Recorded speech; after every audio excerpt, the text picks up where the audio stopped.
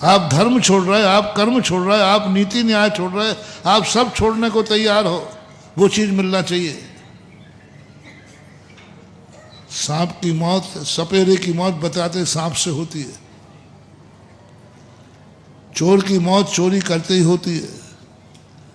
आप किसके लिए धर्म छोड़ रहे हो? इस धन के लिए? यही धन तुम्हें बर्बादी का कारण बनेगा, क्योंकि धन के लिए तुमने धर्म छोड़ दिया। किन किन कार्यों के लिए आप धर्म से, आप लोग सब लिस्ट बनाना, आप किन किन कार्यों में अपने माँ बाप की आज्ञा नहीं मान रहे हैं। पहले बताओ, तुम्हारे माँ बाप अच्छे हैं कि नहीं? अच्छे। बस अब आपको दूसरी लिस्ट बनाना है, कौन कौन से कार्य हैं जो माँ बाप मना करते हैं फिर भी आप करते हैं, उनसे छुप के करते हैं, उनसे झूठ बोल के करते हैं, उनकी अनुमति के बिना करते हैं।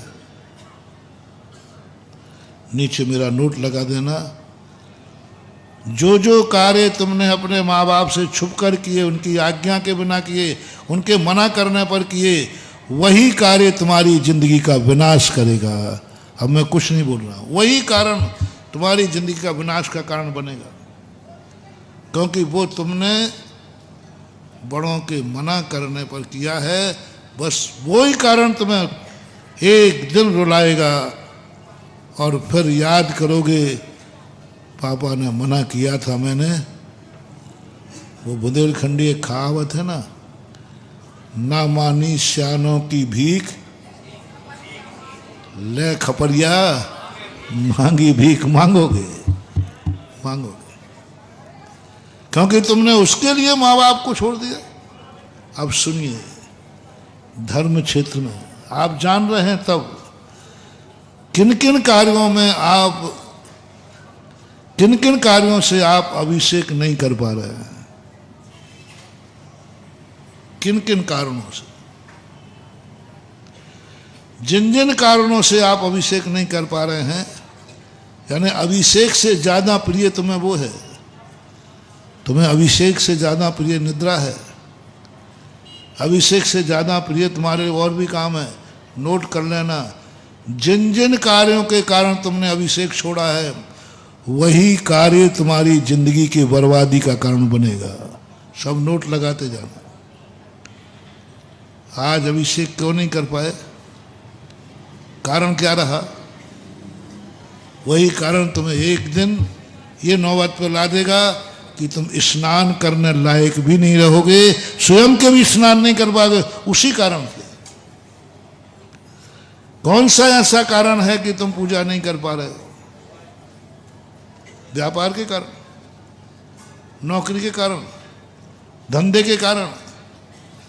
वही धंधा तुम्हें एक दिन संकट का कारण बनेगा।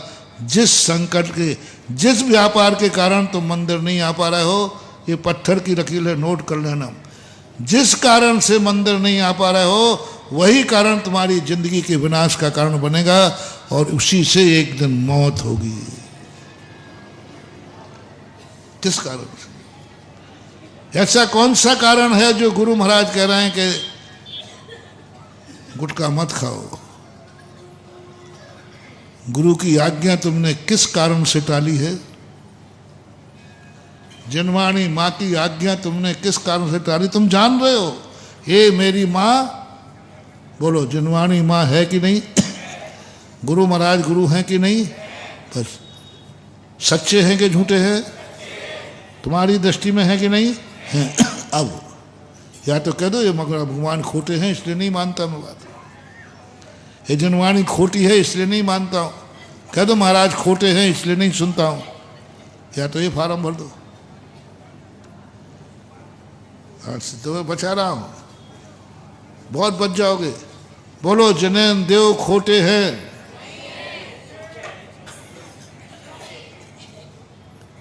इसलिए मैं उनकी बात नहीं मानता हूं। अब तुम्हें बहुत पाप का बंध कम होगा, बहुत कहा पाप का बंध होगा तो सही। लेकिन बहुत कम, क्योंकि तुम्हारा मान ही नहीं हो रहा। बोलो जनेन देव चोखे हैं कि खोटे?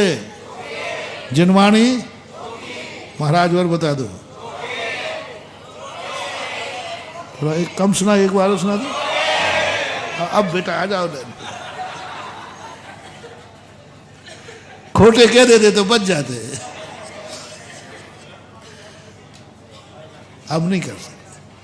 अब तुम्हारी आत्मा ने स्वीकार कर लिया महानुभाव कि देव साध गुरु मेरे सच्चे हैं।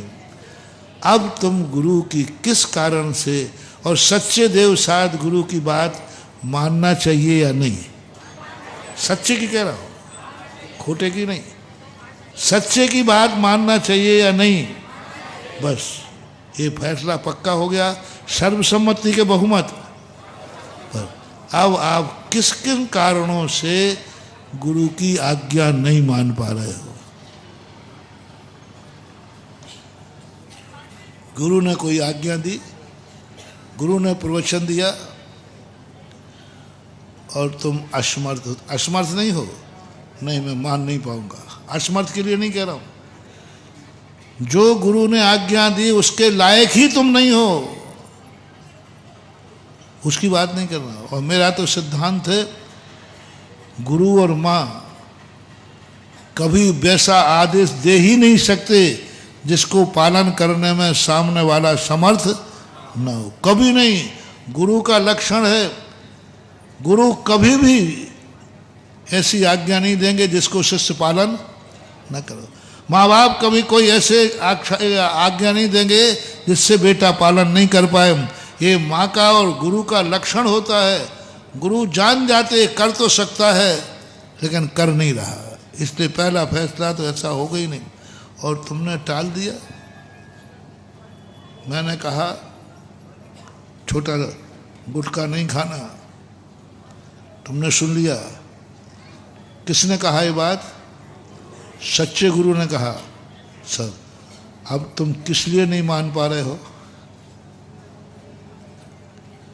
गुरु की आज्ञा है, हमारा तलब लगती है उसकी। यानी गुटखा गुरु की आज्ञा से बड़ा है? जाओ, यही गुटखा तुम्हारी जिंदगी की मौत का कारण बनेगा, क्योंकि तुमने गुटखे के कारण से गुरु की आज्ञा ठुकरा दी थी। गुटखे के कारण गुरु की आज्ञा ठहराई, कोई बड़ी चीज के कारण नहीं। पाप के लिए गुरु की आज्ञा ठहराई। गुरु ने कहा नहीं खाना। महानुभाव भूल करके गलती मत कर देना। मैं अपने भक्तों से तुरंत गुरु ने आज्ञा दे दी, अब तो मर जाऊं तो मर जाऊं, अन्यथा ये नोट लगा दो, गुरु आज्ञा के बाद तुमने किया तो वही गुटखा तुम्हारी मौत का कारण बनेगा। जय हिंद दोस्तों, अगर आपको मेरी वीडियो अच्छी लगती है तो प्लीज़ मेरे चैनल को लाइक शेयर सब्सक्राइब करिए और इसी तरह से अपना प्यार देते रहिए। धन्यवाद।